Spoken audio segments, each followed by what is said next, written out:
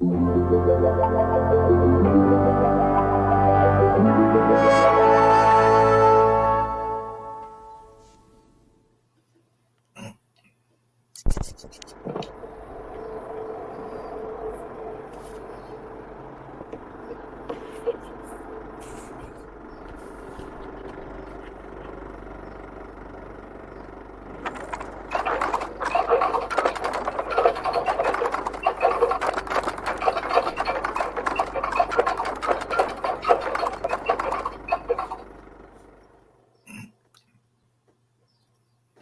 case you're wondering, Mike, HTV used to be the old, it was the old West Country Broadcasting Network, which covered, it covered the southwest and Wales, and it's an old brand ident that I have great memories of growing up in the West Country. So that's actually really cool. I was going to ask you about that at some point.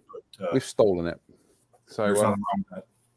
We might end up recycling quite a few British television idents over the next few months, but we do like the old HTV one. So just in case anybody's wondering, you know, whether we came up with that fantastic animation. No, we didn't. We stole it. So anyway, hello everybody. Welcome to the Interesting Modeling Company Midweek Review. We're a very special guest tonight, live from Arizona, the United States of America. It's Mr. Mike Reeves of Hangar. How are you, Mike? Hello everybody. I'm doing good. It's actually one of our cooler days before the what we call the dog days of summer are about to hit. So we had a little bit of wind yesterday and it cooled everything down. So it's actually a beautiful day outside, sunny, clear skies, but a little crisp for those of us here in April in the mid 70s, which I think is in the 20s for you guys. Actually, I'm just looking out the window here, and if only you could see this, ladies and gentlemen. The sun is just clipping the tops of the trees outside against the kind of the blue and the cloud of an April evening here in Somerset. It's most poetic, honestly. It must be nice. I might actually take a photograph of it and share it, because it is, when I work in here some nights and you get evenings like this, and like I say, you just get the light, that kind of like last golden light clipping the top of the trees here. It is very, very nice, actually. It's just coming up at 11:45 a.m. here, and if you see the big square white block behind me, that's actually a window with the blinds closed. My camera on my computer is terrible. Right, okay. It's so bright outside that I actually have to close the blinds in order to, and you still get the glare on the glasses, which is even awesome. But this room, where it's my workbench, it's our office and everything, it gets very bright in here during the day. So I apologize for the background. Yeah, how is the robot workforce today, Mike? Oh, they're great. Are they beavering away in the background, are they? Yeah, I got 5 of them turning and cooking right now. So just got another one the other day, which I still am going to set up and get all running and taken care of. But yeah, robots are doing good. I just spent a fortune on rubbing alcohol to 91% alcohol, because that's what we wash the 3D prints off with, and you go through it like you wouldn't believe. But there you go. That's the stuff. Always keep that nearby. But it must. I mean, you know, we spoke about this last time when you were on, and we were talking about how 3D printers are revolutionizing the kind of work that you're doing, and you know, and I think it bears repeating that whereas, say, 10 or 20 years ago, for the kind of volume of production you're doing now, you know, you would have been in your workshop area running molds, casting, everything, or you'd have to employ somebody else to do it, you know, in order to keep the production up. Now you've just got these automatons that you can just go in, press the buttons, and then you can get on with the important stuff, and they're actually doing all the legwork. And that's how the technology has changed our hobby in the last 10 years or so. Yeah, and it's not just our hobby. I think it's worldwide for all different applications. The 3D printing has really just created so many opportunities for people to get their own business running, and you know, everybody's got an idea. It's that moment of taking that leap, and actually going through with it. So yeah, it's fun. I'm really enjoying it. And failed prints do still drive me crazy, but they do happen. And but other than that, it's really changed the way I work. And I don't want to go too deep into the weeds because I know what our topic is tonight. But it's afforded me now. I've got 5 new places that are going to be basically wholesalers or retail stores carrying my stuff because I can finally supply them without having to kill myself casting. So it's really revolutionizing my business and getting me out in the world market a little bit more, so people don't have to pay the horrendous postage and things like that to buy direct. So I'm really enjoying that part of it. Of course, there's teething issues and still, even with 5 printing and the 6th one coming online, I'm still perpetually behind because the prints do take time. In some cases, a half a day. And then it's not just done when you're done printing. You have to take it off the build plate. You have to clean it in the rubbing alcohol. You have to wait for that to dry and kind of burn off. And then it's the curing time, and then it's the packaging time. So while a much more efficient and cleaner process, I guess, it is still a time-consuming adventure, but it's well worth the lack of stress of, oh, I got to pour mold boxes today, but I've got 10 orders I need to get out too. So different kind of stress, but much better because I can do it in many multiples at one time. So yeah, I was going to say, you've got the trade-off there is obviously, or the printers can help out certainly in terms of a certain amount of automation with the process, but at the end of the day, everything still needs human input. Right. And it still needs a pair of human hands to clean everything, to package it, to run the orders. So it's I think it's a bit like, I wouldn't say it's a bit like myself or an Adam Tooby, but certainly people always get the impression that somehow computers do all the hard work and all you do is press a button that says make artwork, and it's like, it doesn't work that way, really. I got an interesting question here from Dave Fleming. How about this one? Here's one to chew over, Mike.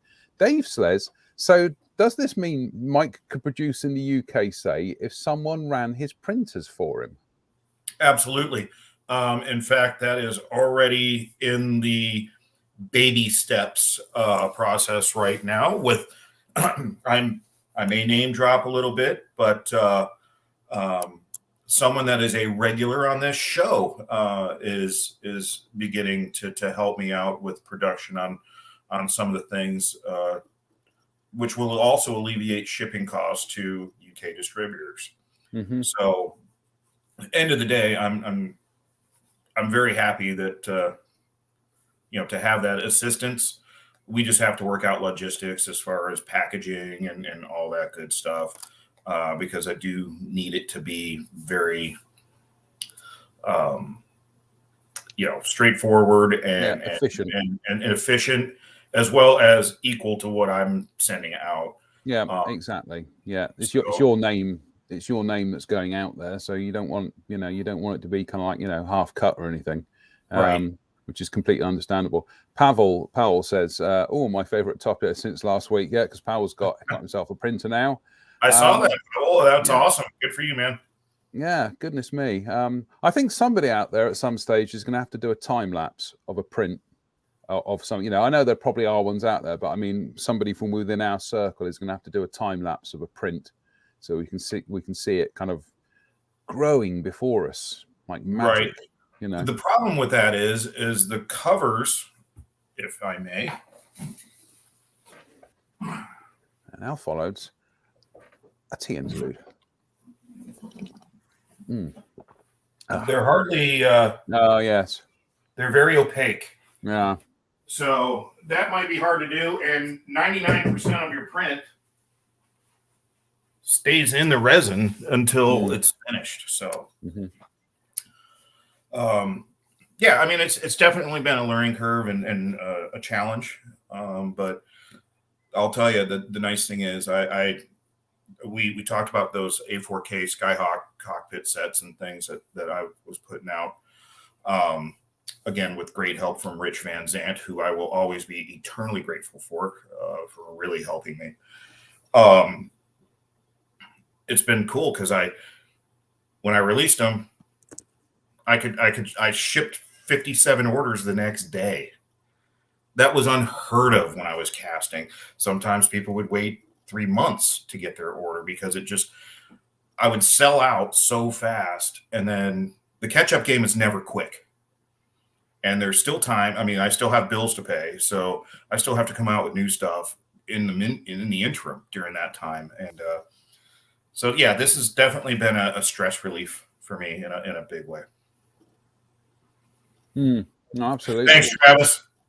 Yeah, as Travis Thompson there says, as a Kiwi, I salute you. So feel free to order, Trav. I was going to say.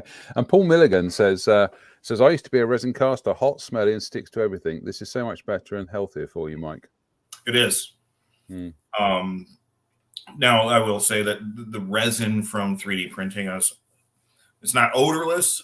It does have a unique smell. However, it's typically contained in the chamber.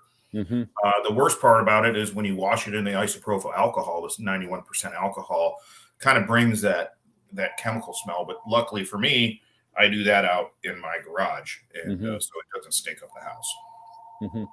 And Stan Codling says, a friend of mine produces 3D printed figures in the USA and has for years. I produce parts that UK customers have lost or broken. So yeah, it's interesting. Again, this is an interesting kind of new take on this that, effectively you could almost have a brand new brand here, Mike. You could have Phase Hangar UK.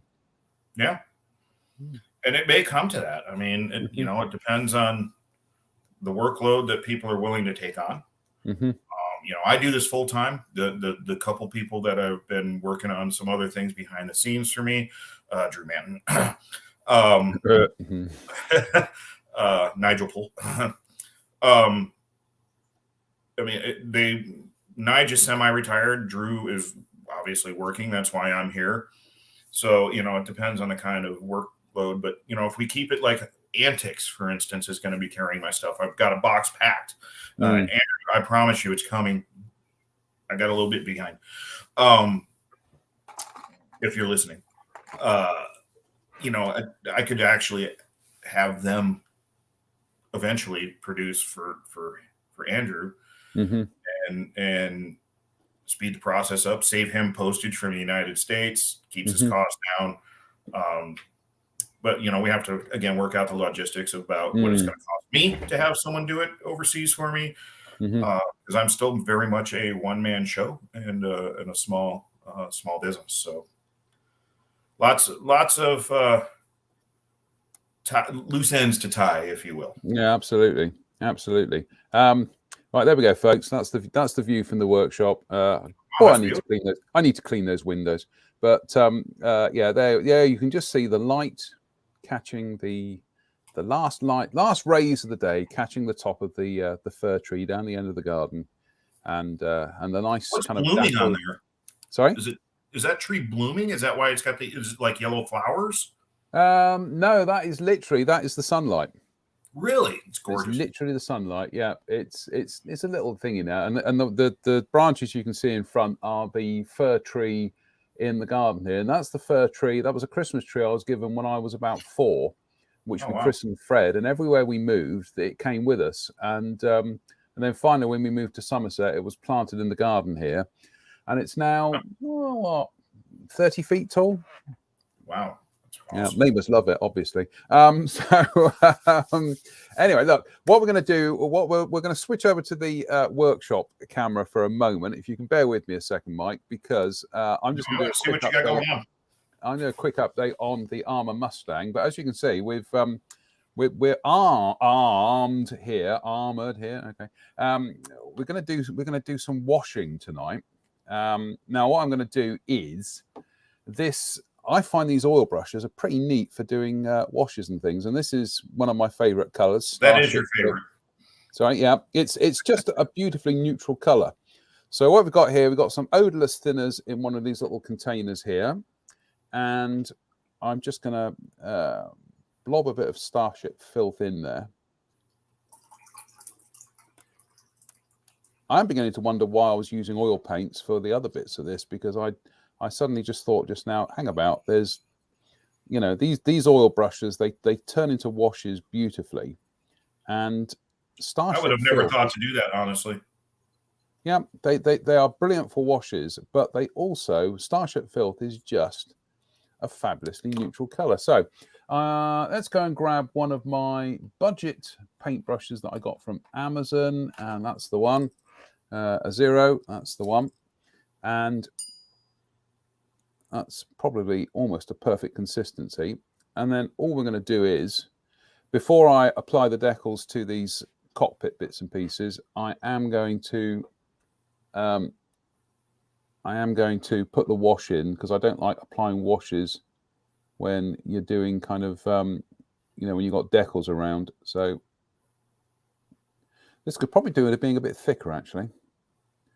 But for now, I'm just going to, there we go. There it goes. Good.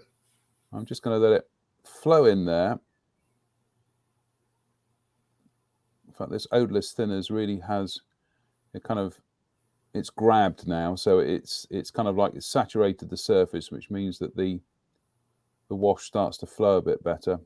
Ideally, I'd have put like a satin finish on this, but tonight this is just for doing live demos and things. So I think that will do for that. You can see how that wash has really started to collect into the, there we go. You can see how it started to collect already. And it's already really popped the detail. Yeah, I am. Yeah, I am being a little bit, I'm being a little bit, not excessive. What's the word I'm looking for? I'm being a little bit bold with this. Actually, I'm gonna add a bit more of the oil brusher to this, because I think that is perhaps a little bit too, it's perhaps a little bit too thin. But yeah, I am being bold, because a lot of this is just you're gonna lose a certain amount of this when you actually kind of, you know, when you close the cockpit up. And you know, I think you have to, as the saying goes, Mike, you have to accentuate the positive. And it might not be realistic, and this isn't how they paint aeroplanes. And you know, people will complain about faddy, how was it described as, faddy weathering fashions, but you know, meh, I think is usually my response to that.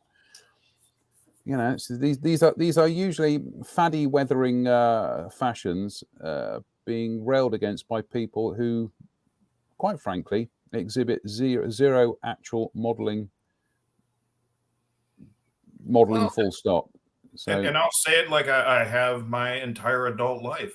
Your model, it's not at their house unless you're doing it for you know, a build that they're requesting that you do for them.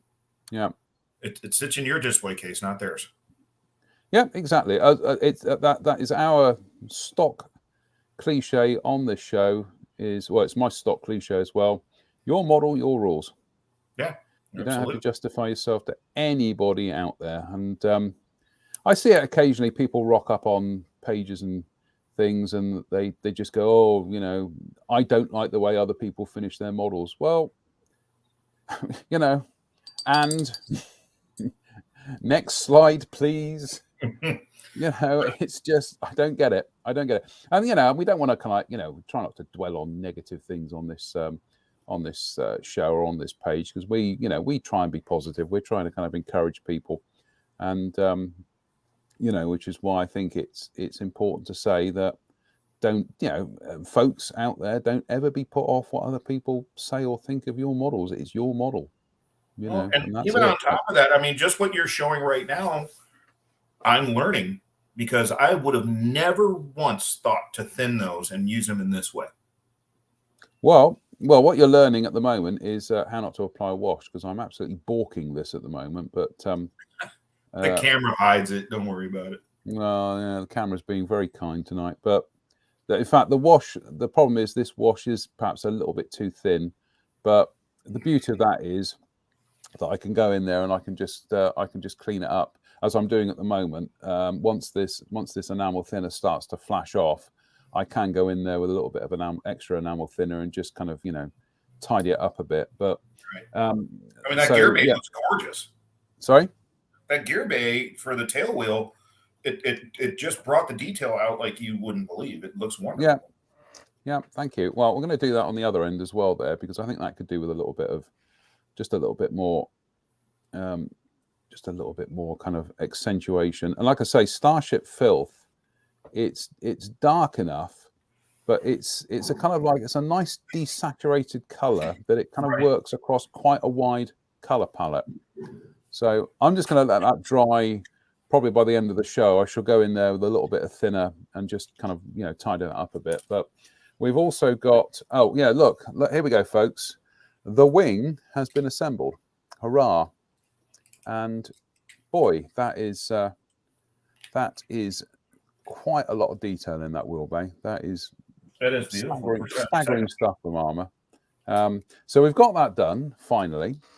I'm just going to go in. We've got the cockpit floor here, so I'm just going to do a little bit of washing in that as well.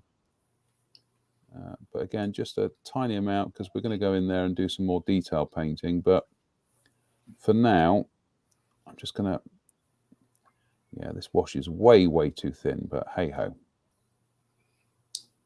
Well, still doing its job. No.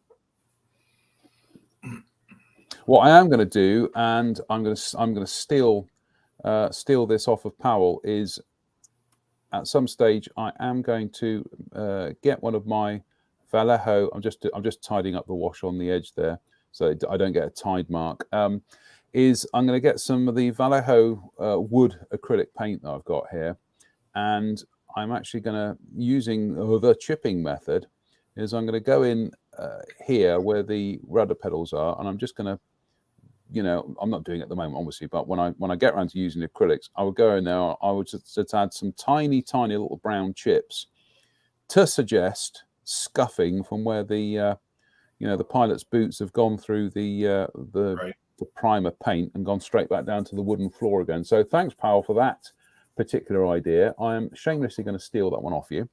So many thanks for that. What have we got here? We've got the radiator. I think we'll add a little bit more into the radiator as well, just to pop that a bit more. While you're doing that, Jim Altergott asked what I'm working on currently. Well, Jim, right now I have what I call a lifelong project on a Border Models Lancaster in 32nd scale. I also have a 48 scale Revell SR71 on the go, and I may have a car. I'm building a 20th. Is it 20th scale or 24 scale? I can't remember. The McLaren Senna from Tamiya for my 20th. Son. Yeah, my son is a massive sports car fan. He's got me into it now, and or I guess I should call super or hypercar, and he's got me into it, and so I'm building this for him. Excellent. Yeah, I haven't. Well, I say I haven't built any cars for ages. Tell a lie. I built that beach buggy last year, which was one of my big fun projects, and I'm building a Protar motorbike at the moment, but the Protar motorbike stays up at I have my traveling toolkit, which stays up at my mother's. So when I go up and visit my mum, I'll usually spend a couple of hours building a model there. Endlessly entertaining for her. Hello, Mum, if you're watching. Because you better be. Goodness me. I mean, if I can't get support from this show from my own mother, I may as well pack up now. So I do a little bit of work up there on this Protar bike. But yeah, I do need to build more cars. I just need to build more. But as ever, the enemy of ambition is time. Yep. And we all want to do these things, but time kind of like fights us all the time, if you pardon the pun.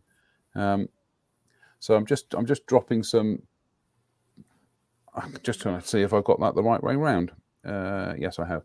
I'm just dropping some paint onto the rudder pedals there, but again, I shall go in there and clean that up afterwards, get rid of the excess, and just let it kind of like get into all those corners. So beyond that, I will put a little bit. We'll put a little bit on that there and there, because they will require additional painting, but I'd rather get the wash in now so that I can save myself some time later on. There we go. And again, I will go in on this, and when that's dry, I will just go in there and just tidy it up a bit. Not much. That's So probably John, how long would you let that dry before you start going back in with the odorless thinner? Literally the end of the show. These odorless thinners do flash off quite quickly. So so at the end of the show, any longer, and they will start. They will actually start really kind of setting. Well, that's good, folks. Look, I've super glued my thumb to the piece of cardboard. At least it's not the cutting mat. Oh, yeah, I did that before the show. So there we go. That's another use for those Ammo of MIG oil brushes. But I've got to say, when these came out originally, and I saw the promo video for them, and I saw this, and I thought, yeah, it's just mascara, isn't it? It's I scoffed. I scoffed so hard. I think they heard it in Australia, and then somebody said to me, "Give them a go." So I did, and yeah, I'm not scoffing anymore. I can tell you, because the other way that I use these, which is probably the more normal way, is to actually brush them neat. I decant a bit onto a piece of card or something, brush them into an area neat, let them dry for about 30 minutes or so. Then with an old stumping brush, you go in there and you actually kind of blend them dry. Right. And the effects that you can get with them are quite staggering. And the thing is, I don't think these are like ordinary oil paints. These are, if you'll pardon the pun, they are a little bit more oily, which means that when you go in to start working them, they've got something in them which enables you to blend them when they're dry. I don't know what it is, but I am absolutely sold on these. Like I say, I thought they were a gimmick. They ain't. They're actually very, very useful things to have in the workshop. So, John. So there we go. We've actually done some modelling tonight. There, yeah. There we go. Well, here we go. Look, in the Fleet Air Arm plastic mug here, there's that's my entire collection there, with all my old stumping brushes. So these are ones which are well past their best, and some of these are actually the Poundland ones from the makeup set. And so, I don't know if you can see that. That is perfect. You just do that, and you can blend with them, and they are utterly fantastic. So, hi Andy, your ears must have been burning. What's that? Andrew Hills. All right. We got he's joined us. There he is, the man himself. Hi all, and a big hi to Mike Reeves. Hello, Mr. Hills. I will be popping into the shop at some time, as soon as I can clear a bit of time to actually pop into the shop. Yeah. You have a box going this week. Excellent. Travis says dry brushing has made a comeback, especially for cockpits. I don't think dry brushing ever really went away. I think certainly armor. There you go. Yeah, armor modeling has slightly changed these days, where you see a lot of armor modelers and they're not using dry brushing. But I think for a lot of modelers, it's still there. Stan says, I tend to dilute my oils with lighter fuel. They dry a lot quicker in my experience, although I tend to use them on large scale figures or busts, which is rather ironic, Stan, because that's what I've got up there on the... that's not a bad idea. I might try that next time, Stan. I'll give that a go. I think Jim's asked what models Mike is working on. I did tell him. Yeah, you did. And Craig says, good excuse to use those scale carbon fiber decals. And Dave Mummery says, this is inspiring to mix up a wash from Absalon Starship Filth for my Wildcat cockpit. Yeah, honestly, Starship Filth is, it's almost identical to, I think it's AK did a color called Winter Streaking Grime. And it is just that kind of desaturated, almost like an olivey brown. And I use winter streaking grime on armor models, especially German vehicles that are in yellow or in the tri-camo, and it's perfect. It's absolutely perfect, and you can blend it when it's dry as well. And it's a very similar color to this, to Starship Filth. So Yeah, I'm actually thinking, why did I mix up black and brown oil paints when I could have done this with Starship Filth? There you go. And Tim says it's that horrible frosh finish with dry brushing that is so often overdone. Yeah, probably Tim, but again, it's people's models. If that's what they want to do, all power to them. So and in fact, Jim says, I still utilize dry brushing on all my models. Well, I tell you what, at some stage, and I have discussed this with Spencer, whether or not we actually go through with this or not, is we did discuss the idea of doing like an 80s challenge at some stage, whereby we build a model and we only use 80s techniques. Now, he's done that to a greater degree with his 2 legacy books. But I like the idea of kind of going back and kind of building something where you are doing dry brushing lighter colors and doing washes and things, and an armor or something like that. So it's an idea. Anyway, look, Mike, How about that Walker Bulldog? That would be a good one to do it on. The what? Sorry, the Walker Bulldog. Yeah, that would actually. Yeah, that would be. We are looking to do that at some stage, to do that as a weekend build thing. But Spencer's rushed off his feet. And like I say, I have been trying to get back to the workshop this week to get on with this, but I have just been bogged down in the evening still. As I said to you before the show, I have been an hour away from finishing some artwork for about the last 3 days. It's just, I start about 6:30 in the morning and think, right, this is it. In an hour's time, this will be finished. And then, no. Then you're treading water. Yeah, I know the feeling.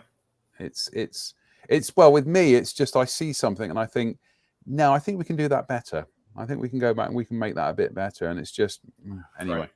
The perfectionist. So we got Mike on the show tonight. Mike, we said we'd talk about this a bit more last time round, and we definitely are tonight. And we're going to go back to the beginning. We're going to have that wibbly wobbly effect here. We're going to go back in time here.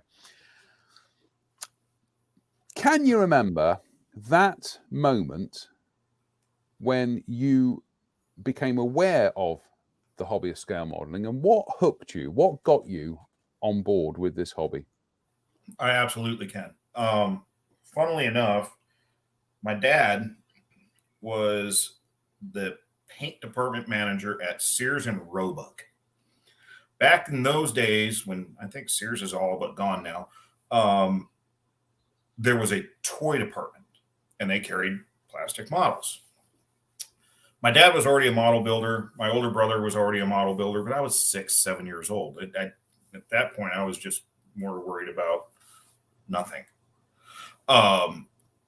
My dad got to know the model distributor supplier guy pretty well, and they struck up a deal that once every month or every quarter, I can't remember, again, I was a tyke, this guy would give him a full trunk load in his old Impala of models that were either returned, the box was damaged, maybe somebody was missing a part or something. He just gave them to my dad because he's like, all we're going to do is throw them away. So my dad and my brother almost nightly would sit at our kitchen table and build models. And I eventually started sitting with him. My dad has always built the 25th scale, like big rigs, the semi trucks and all that. He's probably got, I guarantee he's got 700 of them now. My brother was always a car guy. And unbeknownst to me at the time, I was going to love airplanes, but my dad would never take those. He gave them to someone else. But I would sit at the kitchen table with my dad and my brother, and every time my dad would get like a rolling chassis or something, I'm rolling it on the table, and maybe ran one off a couple times and got yelled at. But I think that is the moment that I was like, gosh, this seems fun. And when you look back at our childhood, because we're about the same age, we didn't have cell phones, we didn't have video games. It was make your own way. So eventually we had a store out here called Toys by Roy once we moved out to Arizona, and I started asking to buy a model. My very first model that my dad bought me was the Revell 72nd scale F4 Thunderbird's Diamond.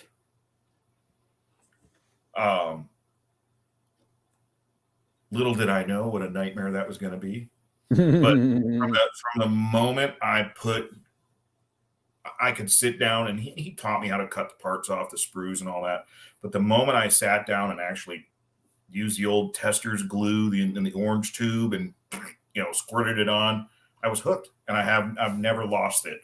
I mean, there was probably a couple times in my younger adult life chasing ladies and worrying about airplanes that I took a break from the hobby, but it's always been with me. So my dad and my brother are the main influencers of what started me. Now, fast forward to when I could actually understand how to build models and start, we'd go to the model contest. They had model contests at the state fair. My brother and my dad would enter, and they'd come home with these ribbons and everything. And suddenly I was like, I want to do that. And at this point, I'm 10, 11 years old. And that's when I really started taking the hobby serious and started really paying attention. I got my first airbrush. I think it was a Pache H when I was like 13 years old. And I've never looked back. And I'm nowhere near the talent of most of the people out there that do this all the time. I mean, you guys, Spencer, Drew, you, Craig Sargent is a phenomenal model builder. And Craig, I'm just saying that because you're on. But yeah, it's always been just something that became a passion. And I showed you this was my Bible. Mm-hmm. Literally, that was the exact kit. Yeah, I think I finished one of them and it looked like a melted lump. But during my high school years, well, seventh grade on through probably 10th grade, summer times, we had full 3-month vacations. I'd stay up till 2:00 in the morning building models, and I had a room full of just junk hanging from the ceiling. I think we all did at some point. But I look back with such fondness of my childhood because of this hobby. And little did I know, 30 years later, here it is as my business, which kind of also takes away from my hobby, but it's an extension. So I don't know. And there's always been influences along the way. As you get older, it's not just mom or your dad and your brother. Francois Verlinden, Bob Letterman is still my all-time favorite model builder. Shep Payne.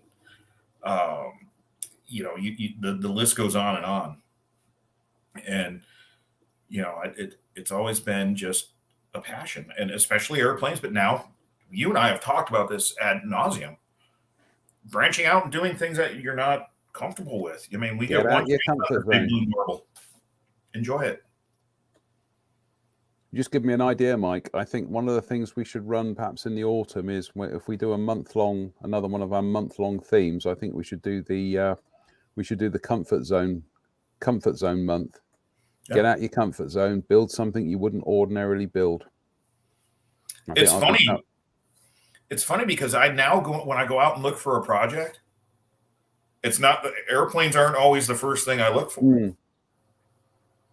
Because I'm learning so much, different ways of doing things based on the subject matter. Mm-hmm. And I mean, modeling is a teaching thing every day. If you're not learning something, you're not doing it right. Oh, absolutely. Every day is a school day. And this goes back to what Spencer and Drew and I were talking about a while back about Fine Scale Modeler magazine. And we all discovered it probably at the perfect time in our modeling development. And it was the perfect magazine for us because it was pushing a lot more ideas and techniques than the British magazines at the time, which were very traditional, and I don't want to say stuck in their ways, but kind of stuck in their ways really. And it was when you've got people who are in their late teens who they're eager to learn, but they're also seeing the work of people like Francois Verlinden, Louis Prenot, as you say, Bob Louis. Letterman. Yeah, I forgot Louis. Yeah, Shep Payne, and you're seeing all these modelers who are they're clearly getting results which are above what you would be seeing, at the local provincial model show. And I don't say that to be dismissive. I just say that as a statement of fact. Really, is that you were seeing that and you would think, well, how are they doing these things? What are they doing? What techniques are they using? And you weren't going to learn that by picking up a British model magazine where somebody's kind of like hand painting biplanes and things. It just wasn't. You weren't getting that kind of stimulus. And fine scale was hugely influential because I would always say, I'd mention it to people and they get a bit sniffy and they go, oh, not enough aircraft articles in there. And I'd say, yeah, but surely aren't you learning things from reading the car articles? Aren't you learning something from reading the figure painting stuff? These are techniques, these are tools, these are tricks. And these are things that you can apply to your favorite subject. Even if you're not building cars, I always say to aircraft modelers, you want to know how to paint an airliner and spot this finish? Go and talk to car modelers. Yep. And that's how I learned to paint like aircraft exhausts and all the metal things. Cars have a lot of bare metal in that motor and the exhaust system. And you should and always should be able to pick up techniques. I remember, heck, you probably do back in the day. It's something I've never tried, but I always thought was kind of cool and revolutionary. That fad of using nail polish on these guys were using nail polish to paint their cars. I didn't have the gumption to do that, but I appreciated the techniques. And it's funny you bring up the magazines because for me being in the States, Fine Scale and I think it was Scale Modeler were the two big ones. Those were great. However, when I would see a Sam or a Sammy or there was another big one whose name escapes me. It was like a treat to be able to buy those because number one, they were more expensive. Number two, a lot of those guys were building things that I became interested in, European subjects. I'm kind of that weird guy that I don't build a lot of American stuff. I build stuff from other countries, mainly because I've seen everything here. And so for me, that was always so influential. And gosh, I can't tell you how many times I read the words Nissan Silver in British magazines. That was like the paint that you had to get was Nissan Silver. And, weird little things like that just resonate with me. But that said, I haven't bought a magazine in probably 10 years. Don't judge me. I'm just trying to think. I don't. A shocking admission. I just don't tend to buy model magazines these days. I will get. I get. I'm going to sound big-headed now. I get free things. I get complimentary copies of Tamiya magazine and Model Airplane International. But and if I were to buy a model magazine, it probably would be Tamiya magazine actually, because usually has a high standard stuff, and Marcus is just a phenomenal modeler, full stop. But again, it's not that I'm kind of, it's not that I don't think the magazines have a relevance. Of course they do. I just don't have a requirement for them anymore. Which exactly. I know that sounds, that can come across very, very wrong, but that a lot of what I'm picking up now in terms of learning, I'm picking it up from other sources, and I'm picking it up much more immediately. Yep. And I'm watching people like Miguel Jimenez. I'm watching obviously Uncle Night Shift, Martin Kovac. Daniel Zambriti, however you pronounce his last name. Exactly. And I'm seeing the work that they're sharing to social media, or I'm watching their stuff on their YouTube channels. And it's, to some extent, YouTube has supplanted the model magazines for me in terms of where I'm getting my influences exactly. from. It's not. it's not a case that it's kind of, oh, I don't buy model magazines anymore because they haven't got anything to teach me. It's not that at all. It's just that learning aspect is coming from new sources now, where I'm able to, I've done this before. I'll be watching one of Martin's videos, and I literally stop it, come running into the workshop and try something. Right. Well, it's real time. Yeah. Exactly. Magazines are 2-3 months back from when they first got the articles to when they can publish.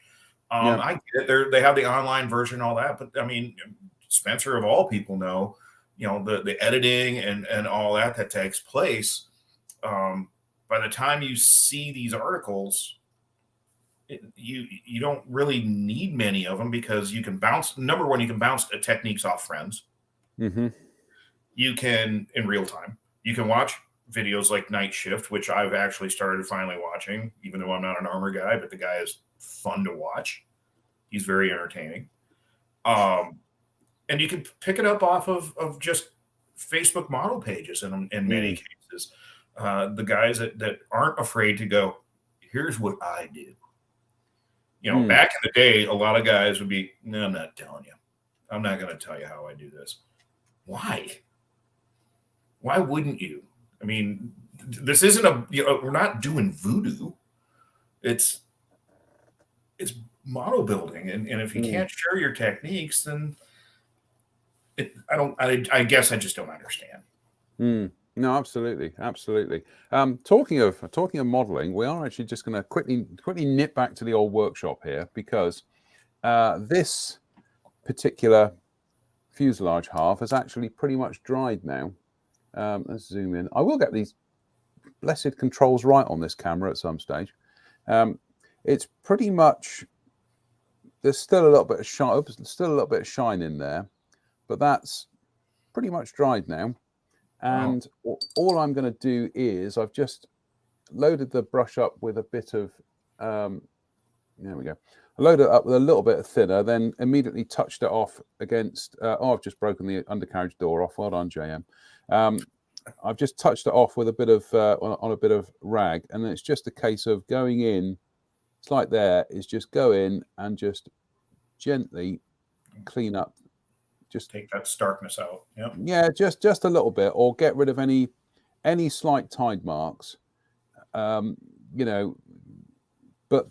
that's it. It's I'm probably not even going to do that much on this, because I quite like the way it's wrapped itself around a lot of that detail.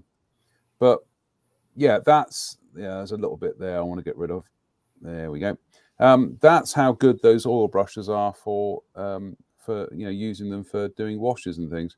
And on this one here, where I went a little bit too heavy with the thinner is still flashing off there a bit. But we could probably just quickly nip in and like I say, just clean those areas there, especially here as well. We can just get rid of a little bit of that excess and runoff. But yeah, these I think as James Ray asked just now, anybody using the oil brushes? Yeah, we're using them quite a lot here, and we're using them for what they're supposed to be used for, and we're using them for slightly different reasons as well. Using them for washes. But I would say to anybody out there, if you've not tried these oil brushes and you're looking for a really good kind of universal weathering color, is get yourself the Starship Filth. It is a really, really neat color to use. I like it because it's not stark like a black. Yeah. It's much more subtle and seems more scale to me. Yeah. And we're also going to do a little bit of a scale repair here, because I did manage to ding that door off there. You can tell I play the drums occasionally by the way I model, because I'm kind of like, I'm bashing at this model like I'm Neil Peart, except without any of the precision or finesse. That's better. There we go. We fixed that. Also, the benefits of anybody out there, if you're not using this stuff, get yourself some of this. This is your modeling best friend. This is extra thin, quick setting. We might actually do a live at some stage when I got Drew and Spencer on. We might go through the Tamiya cements again and their uses. But honestly, folks, make life easy for yourself. Get yourself a thing of extra thin quick setting. It's good stuff. So, and Mike's just rooting around his particular. I know I have it. I just don't know where I put it. No. I will at some stage get round to using my my ammo of Ignite Blue, but they're very good cements. The only thing that has put me off of them is, and it isn't the fault of the cement, it is the fault of the modeler, is they really do show how absolutely wayward your kind of cement technique is. It's quite horrible. Come back and look at a model and all you're seeing are like red smudges everywhere, and you're just like, oh, for goodness sake, really? Is that me? It's I'm actually liking this. Yeah, I got some of that. It's not as easy flowing as Tamiya, but it does have its uses. Oh, yeah, there we are. Yeah, I got some Mr. Cement there. Yep. For years, that's all I would ever use, and then I started trying the Tamiya Extra Thin, and it was just like, revelation. Yeah, for years for me, it was either micro weld or 10X 7R. Somewhere around here, Mike, I do actually have a bottle of 10X 7R. Would you believe? It's not evaporated? Sorry? It's not evaporated yet? Yeah, it probably has by now. I've got one round here. I mean, I've got, oh God, this is like tour the workshop here, but I've also got EMA Plastiweld. I will try everything and anything. This stuff from SMS in Australia. This is brilliant stuff. The only thing I wish SMS would do is package it in a completely different bottle, because I hate these. The top loaders, yeah, top heavy ones. It's like it was my late Uncle Roger who introduced me to Humbrol liquid cement. And again, it's weird how in your modeling life you can remember things down to the last detail, which is ridiculous. Yep. And we were visiting my grandparents had this kind of like this farmhouse / bungalow thing in Berkshire, literally kind of like Watership Down country. And my uncle was there, and he literally came over to me and he went, "Oh, geezer, you still using tube glue? You want to try some of this?" And it was a bottle of Humbrol liquid poly. I think it was called liquid poly 76. And I was building, it was the Airfix MRCA Tornado kit. Mm-hmm. And I started using it, and it was even by its own slow setting standards, back then, it was still quicker than tube glue. And it was like, the heavenly choir opened up. It was like, this is a revelation. And Humbrol liquid cement was brilliant. Like I say, those old liquid poly 76 bottles, it was a very good cement, but it came in a bottle that was very upright. And so you only had to look at it in a funny way, and it would just go, that's it. I'm off. And in fact, we did show a video a while back. It was the British modeler, Roy Dilley, used to be the chair of the British Model Soldier Society. There was a bit of film from would you believe the BBC used to do a television show back in the 70s about model making? Really? And it was footage of him doing a figure conversion, and he had, I think it was his liquid cement or it was his liquid plastic that he made, but it was literally one of those Humbrol bottles tied to a brick with an elastic band. That wasn't going over. That was not going to tip over. And it was obvious. I looked at that. I thought, yeah, Roy's obviously experienced the old Humbrol liquid poly, just going bye, But probably in the days well before the cutting mat, so he just goobed up his entire work. You've got to keep rubbing that in about my cutting mat, haven't you? I wouldn't mind. I just wish that when they did these cutting mats, they would make the white grid out of some kind of paint that doesn't get easily removed by thinner, because I'm it's just annoying now that my pristine cutting mat now has a bit of a smudge on it. Anyway, Steve Moore says liquid poly was a game changer. It genuinely was. And Steve Moore's also asked, what color oil brushes would you start with for modern aircraft? There seem to be sets. You know what, Steve? I would say for modern aircraft, to be honest with you, I don't think you can go wrong with Starship Filth. Well, if I can jump in here real quick, Steve, Yeah, sure. I'm pretty much a modern aircraft builder. That's my main thing. Starship Filth. I also have Starship Sludge. Ooh. I also have, this is a streaking brusher. I have no idea what color it is. It's some kind of gray. What else? More Starship based sludge because I tend to forget I bought stuff. Aluminum. I use aluminum. Oh, they do an oil brusher. They do a metallic one. I have aluminum. I have steel. Ooh. I use a medium gray, which is really nice on a lighter gray airplane if you're going to do a wash in the panel lines. If you don't want it, I mean, if you don't want it as dark as Starship Filth, another steel. Wow. Gunmetal. I use gunmetal. Plain old black. And as you guys would say, aluminium. I call it aluminum. And we say it wrong. It should be aluminum. You're the very first British person I've ever said say that. Or ever heard say apparently it should be aluminum. It shouldn't be aluminium. We stuck an I in there erroneously. All our other spellings are 100% correct, but aluminium, we got that wrong. So, you know. Hey, you know what? I'll take one. I'll take one. Yeah. Well, I'm just gonna. What have I got here? I've got my porosity here. I've got dark brown, which, you know, give that a go. I've got dust, which is very nice, and sometimes I'll mix that with Starship Filth to get a kind of like a slightly darker dust color. But this, I use that on the Jeep. That's a fantastic color for armor modelers. Then, rather oddly, I've got field green. I don't know why I got field green. Perhaps I was thinking I'd use that on olive drab or something. And then the other two I've got actually they are sunny flesh and basic flesh, because I did have the idea that I could use oil brushes in figure painting and see what I could do with them. But thus far, I haven't actually done that. Oh, I got another one there. What's that? Light flesh.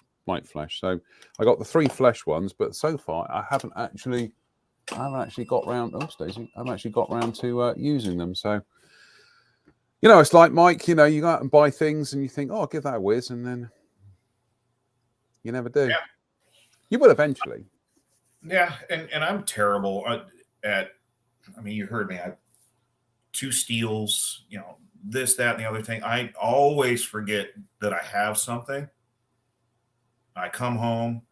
Oh, I've already got 4 of those. But, you know, especially with paint, I'm terrible about it with paint. Oh. Kits, I'm not bad with, because I know what I've got right here. Because I can usually look at box art and go, oh, I've got that box. But with paint and glue, I mean, right now there's going to be, and I don't know any Americans that are listening, but if you are, if you love Tamiya cement, get it, because they're talking about a 6-month shortage of supply, and that comes directly from Andy from Hobby Heads Quarters. So, well, that's quite pertinent, because Travis says I'm getting low on Quickset. Tamiya ran dry in New Zealand, so there you go. Yeah, I've got an absolute caseload of the stuff here. So, me too. Every time I went to Andy's Hobby Headquarters, I came home with a jar of it, or a bottle. Yeah, it's funny you mentioned paint. Bottles. Yeah, it's funny you mentioned paint, Mike, because I've got an app that I'm currently getting to grips with, which is called Paint Rack. There it is on the old iPhone, and it's a way of keeping track of your paint and everything, and you can kind of like go on there and you kind of like pick a color. So you go, there you go, press on that, and this is Vallejo core colors, Reaper Amber Gold or something. But you can either tap on it to say you need one or you don't need one. It's a very good way, because then you can kind of like, the idea is you kind of go through your paint inventory like this, and then you suddenly go, oh, I didn't realize I'm low on RLM 83, Mr. Hobby RLM 83. put it in there. But I'm like you, I forget what paints I've got. So sometimes when I'm, somewhere that's got Gunsy like Through Model Centre or Antics in Bristol, I'll suddenly think, oh, well, you can never have too much RLM 65 because it's just like a useful color. So I'll come back and then I'll suddenly realize I've got about 6 bottles of RLM 65, but I haven't got any RLM 80. And it's like,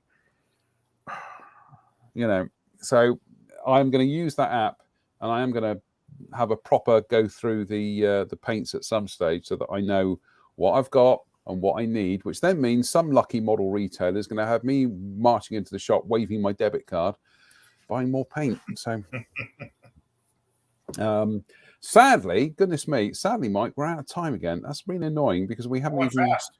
I know we haven't even kind of scratched the surface on the the next part of your journey, but we'll have you back. You're an honorary member of the team here. So well, I certainly appreciate that. Well, that's okay, but that's honor. Obviously, that's an honor with a U in it. So never mind that. I don't want it. Oh, fine. There you go. Fine. No, honestly, it's you asked me this morning, and certainly I'm glad I have the availability to come on and talk with you, because for me it's fun. It's a moment to break away from real life, I guess, if you will, and enjoy talking to people about the hobby and just it's, as a business owner, that's one side of my life, but the hobby side is the reason I am a business owner in that side of my life. So it for me it's a good break, and I always love listening to or reading the comments and hearing your quips of excitement and things that you come up with. You taught me the oil brusher thing tonight. I mean, that's, to me, that is something I will take away and will probably use tonight on that Lancaster. Well, I'm sure I stole it off of somebody else, Mike. So that's okay. But honestly, I do love that. I just love that as a color for weathering. So, but what I'm just looking at what I've done here tonight, and I've thought, well, we'll just do a little bit of this and we'll do a bit of that, and then a little voice is saying to me, for God's sake, man, just stop, move on to the next bit. This isn't about building the best ever P51. This is just, it's all part of a fun festival. That's what everything should be.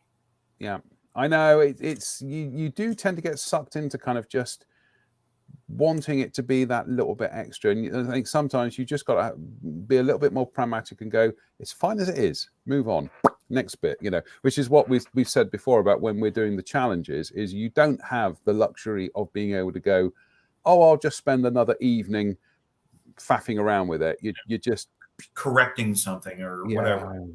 Don't. Well, and I think at the end of the day, the biggest lesson that I taught myself was the passion, because America, we don't just have model shows, it's a model contest.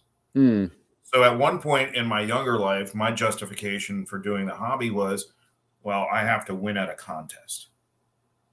I have to get first place, or this whole project was a waste of time. I got to a point not long after that when I realized I wasn't having fun. I would become so obsessed with a project that literally I got nothing else done on anything. It became such a focus. And so after that, when I finally kind of came to that realization, I'm sorry if we're running a little bit over, John. No, you're fine. You're fine.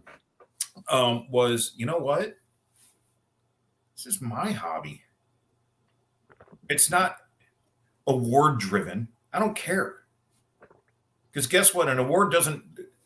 People look at my display case and there's a few awards in there, but they don't go, oh, you got first place. Doesn't matter. What my big justification now is, I don't build for shows. I don't build for contests.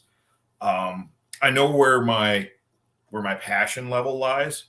But if I do enter a contest, normally it's just to put some more stuff on the table to help support the local club.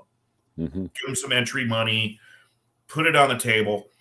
The biggest, no joke, satisfaction I get is seeing somebody take a photo of my model. Mm-hmm. That's it. Yeah. I don't need anything else. It caught someone's attention enough that either A, they're going to make fun of it on Facebook on some group, or they actually thought it was kind of cool. Mm-hmm. And 90% of the viewing public, unless you're at an IPMS Nationals, like, or you're at Telford, they don't have that same drive and passion that we do as model builders. Mm.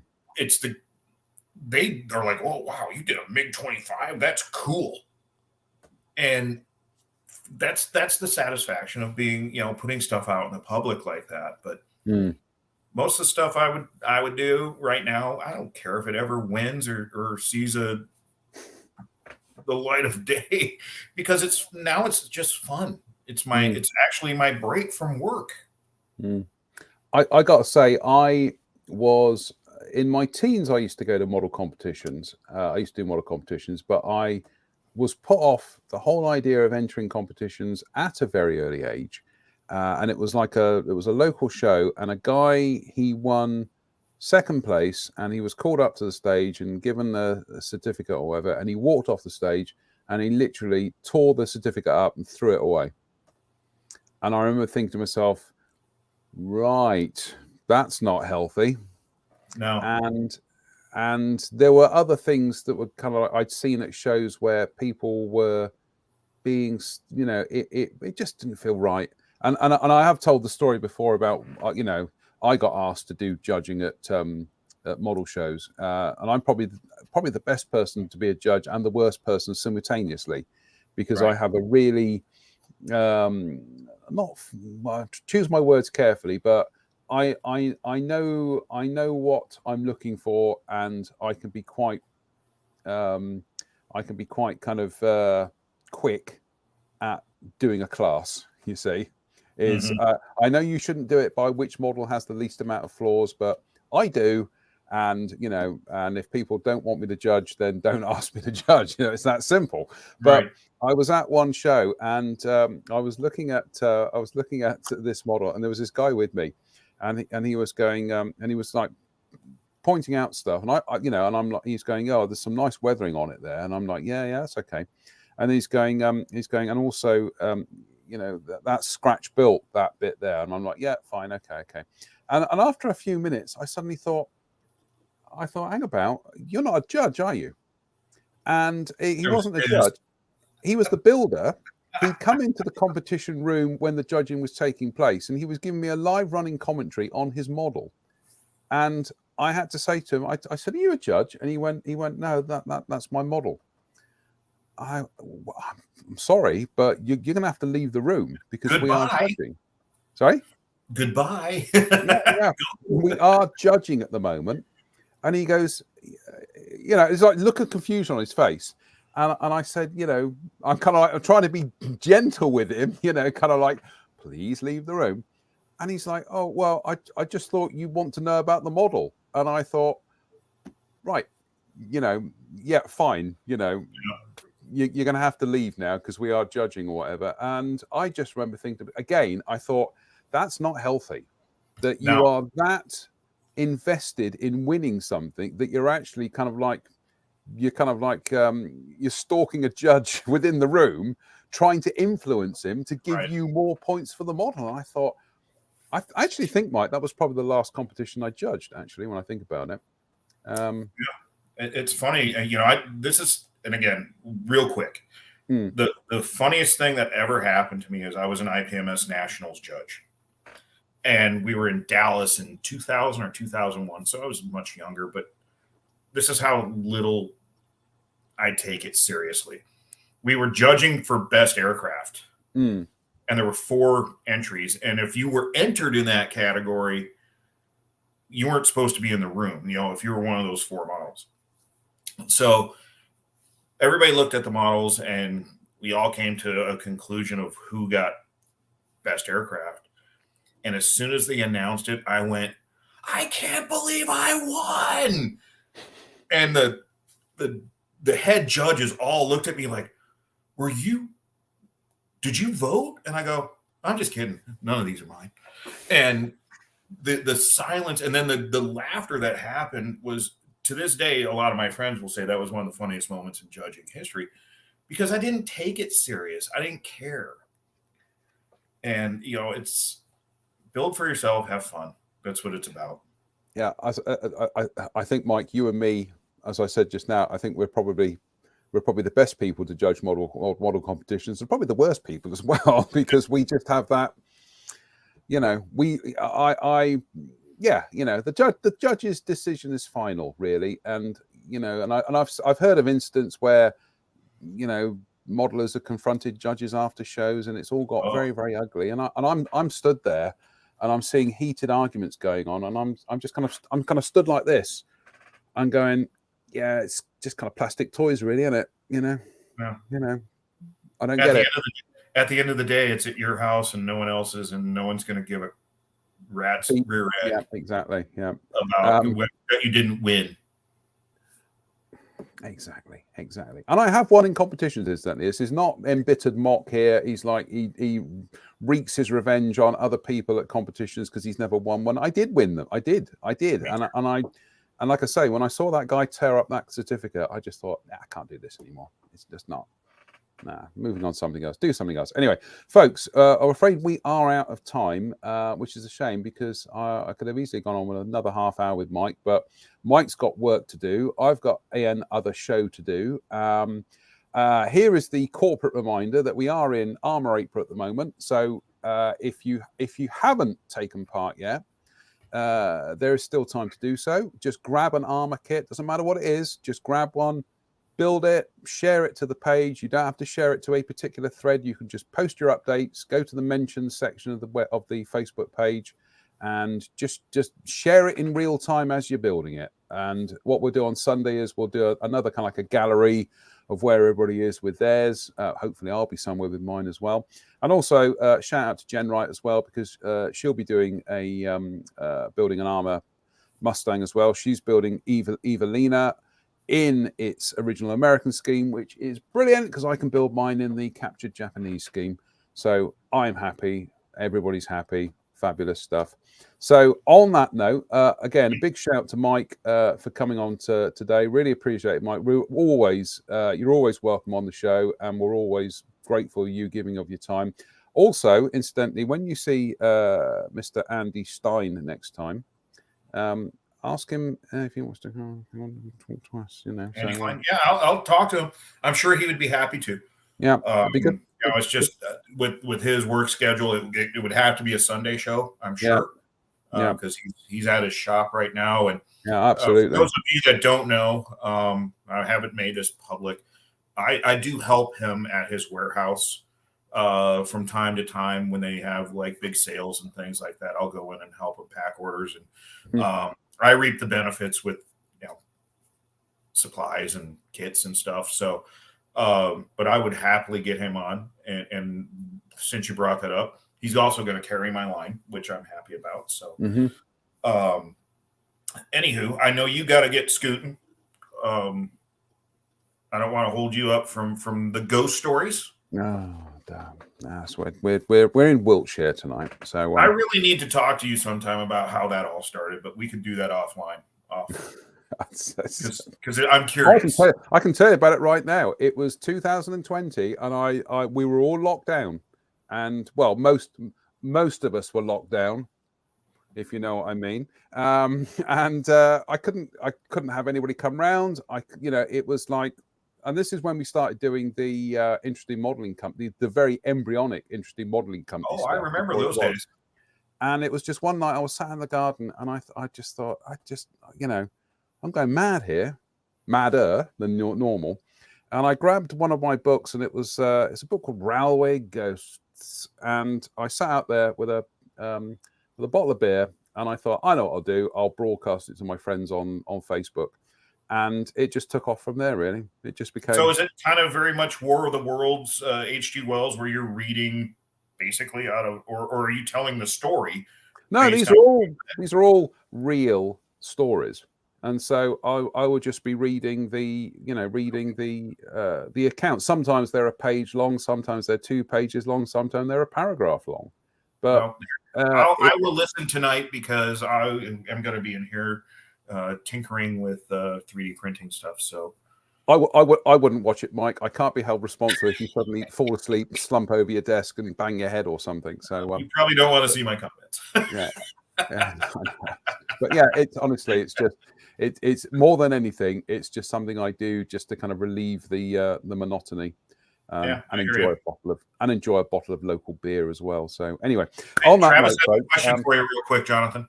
Sorry, Travis has a question for you. How does he get on it? Travis says, "Why does it always rain on me?" No, sorry, Travis, I had to do that one. Travis says, "How do I get on? I love ghost stories." If you go to Facebook and just look up Sunday Night Ghost Stories, that's all you got to Google, Sunday Night Ghost Stories, and you'll find it.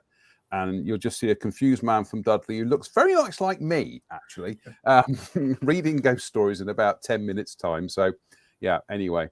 You should put on a smoking jacket when you do it. That would be cool. I've got one. I've got one somewhere. Or the Hugh Hefner one. Yeah, I've got one somewhere. But can I find it? No.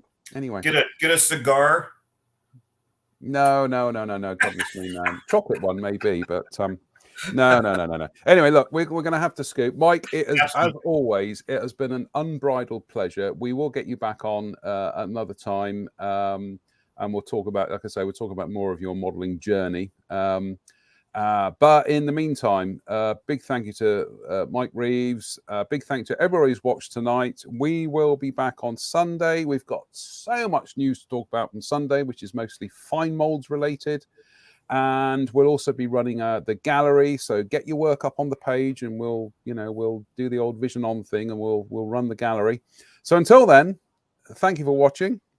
Everybody, stay safe, stay out of trouble, and we will see you on Sunday. Thanks for coming, guys.